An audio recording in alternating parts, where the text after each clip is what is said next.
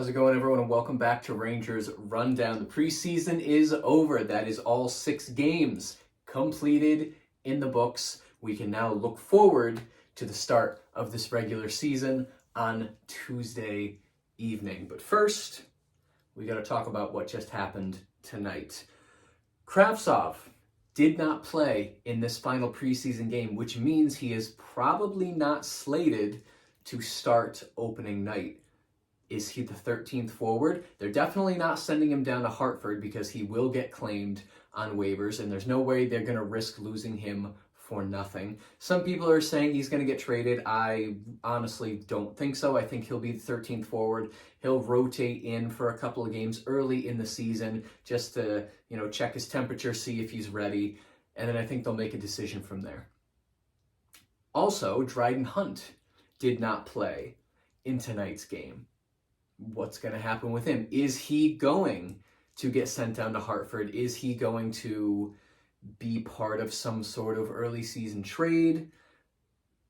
We really don't know at this point. We'll see what the lineup actually is when it's Tuesday night, when Tampa Bay comes to town at 7:30. That game is on ESPN, so no MSG broadcast, unfortunately. I would love to hear Sam Rosen call the first game of the season, but it will be an ESPN game. Those are my two big questions going into the season. What's going to happen with Kravtsov? What's going to happen with Dryden Hunt? The lineup tonight: Kreider, Zibanejad, Kakko. So Kakko on the first line, not on the third line with the kids. Panarin, Trocheck, VC. So VC moving from the first line to the second line.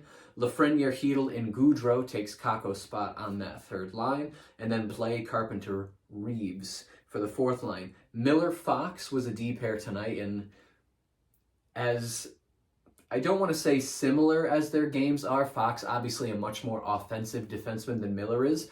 Miller does have his offensive abilities, and to put those two together, that's kind of the defensive dream team of the Rangers, so it was cool to see them working together on the ice. Jones, Schneider being the second pair, and then Tenorti, Bartkowski getting one last game in before the regular season on that bottom D pair. Shesterkin played the entire game with Halak as the backup.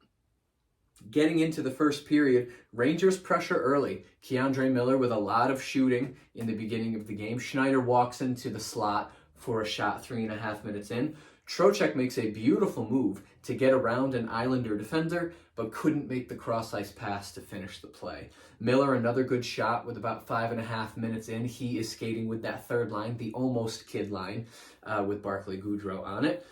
Islanders get a little bit of pressure shortly after that, but a Rangers rush back after the puck clears the zone, and Kreider gets a shot on that play. A stretch pass to Panarin for an open shot from the circle, and then at 9:06, Bellows scores the first goal for the Islanders and the first goal of the game. It would also be the first shot of the game for the New York Islanders. If you look down at the stats, Rangers outshoot the Islanders 29-16. Only 16 shots on goals for the Islanders. 3 of them went in. So what is that? Just under 20% shooting percentage for the team tonight. Not exactly ideal.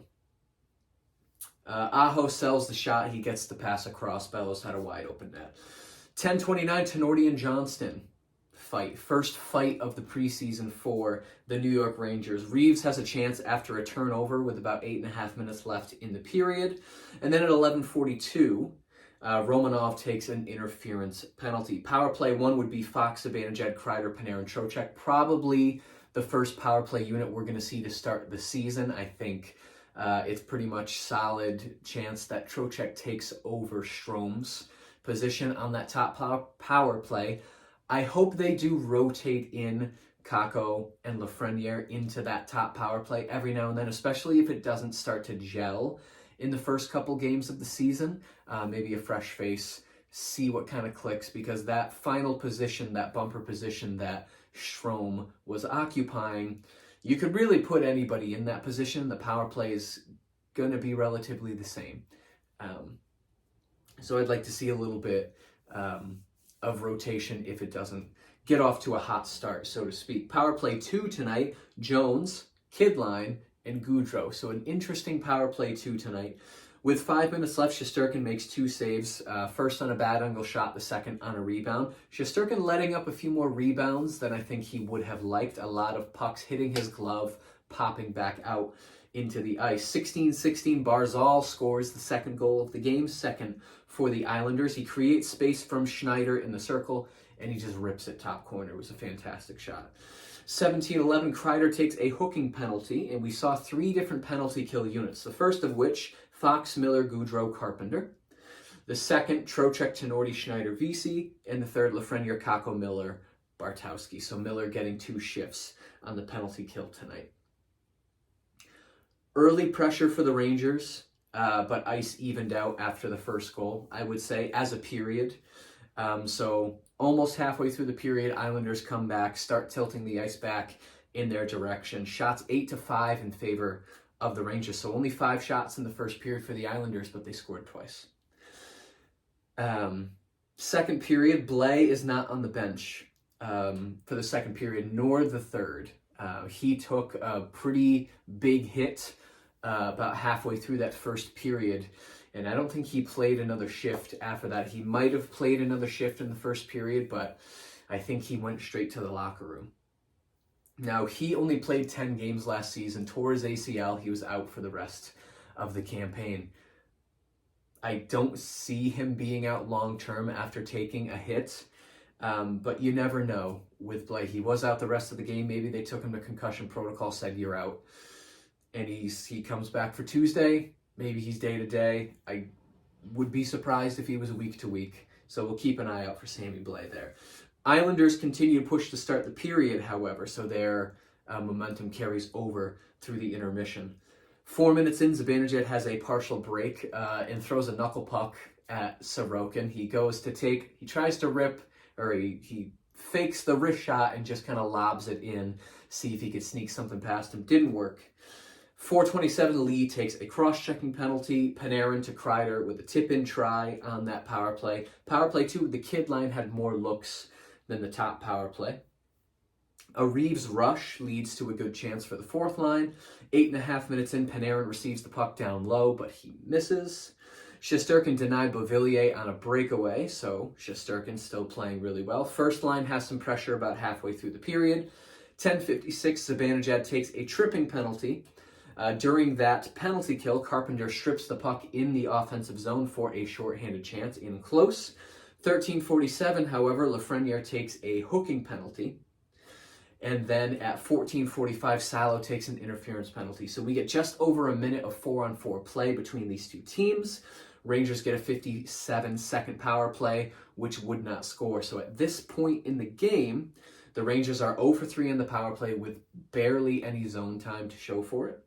2 minutes left, Shesterkin stops a deflection try. Second line with some pressure right at the end of the period, but the shots are 12-7 in favor of the Rangers during that second period. Interestingly enough, the Rangers did not have a shot on goal over the last 8 minutes of that second period, so all 12 of those second period shots coming in the first 12 minutes of the period. Islanders just shutting down shots for the second half. We get into the third period. 1:13, Romanov takes a charging penalty. He just puts all of his might into Trocheck. He leaves his feet a little bit, so the refs do call it charging. Vesey immediately retaliates after that, so he takes a roughing penalty. Not exactly a smart move. The Rangers would have had a power play if Vesey had not retaliated, but it's preseason, we're looking forward. Romanov lays out Trocheck. Vesey retaliates. 4-on-4 for 2 minutes. Trocheck, broken stick on a pass he was trying to get to open, I believe, Panarin. Barzal has a breakaway also during that 4-on-4, but at 2:35, Miller takes a cross-checking penalty. So we get 4-on-3 for about 39 seconds. The ever-elusive 4-on-3 that you don't see too much. And then the Islanders get a power play for 1:21. Shesterkin makes a good save through traffic, but Parise would score at 4:28. It was a cross-ice shot pass, gets to Parise. He has a wide-open net. After that, the third line plus Miller generating a lot of offensive zone time. So after that Parise goal, pretty much for the rest of the third period, the Rangers start pushing back. They say, we can do this. We can we can win this last preseason game. And it showed. Kako at 6:50 scores the only goal for the Rangers, but puts a little bit more momentum in the Rangers' favor at 6:50. He just walks in and rips it from the circle. Beautiful shot. Game gets a little sloppy for the next 5 minutes. Just back and forth. Neither team really setting up anything in the offensive zone. Just over 8 minutes left. Lafreniere has a deflection try in close. And then at 12:54, Barzal takes a tripping penalty. Rangers in the offensive zone for most of that power play, but they would end the game 0 for 4 on the power play, which isn't exactly promising with the season starting on Tuesday. But again, it's preseason, so we're not going to worry too much. Kako has a good give-and-go chance right after that power play. Shesterkin is pulled, and they take a timeout at 2:52. So with 2 goals down, Gallant almost gives them 3 minutes of 6-on-5 to see if they can catch back up. They do not. 3 straight icings for the Islanders during that 6-on-5, so the game really slowed down at the end. No empty net for the Islanders, though, so the Rangers survive almost 3 minutes of 6-on-5 without letting up an empty net goal, which I think is a nice silver lining. Shots 9-4 in favor of the Rangers in that third period, and the Rangers would lose 3-1 against the Islanders. Stats at the end of the game, shots 29-16, so the Rangers almost doubling the Islanders in shots, but the Islanders winning 3-1. Faceoffs 38.2%. The faceoff dot was brutal for the Rangers tonight, losing key faceoffs on the power play, losing key faceoffs at the end of the game when they're 6-on-5. Faceoffs don't matter until they matter, and the Rangers were not winning the faceoffs that mattered tonight. Power play went 0 for 4, like I said earlier. Hits 24-18 in favor of the Rangers. Blocks 17-11 also in favor of the Rangers.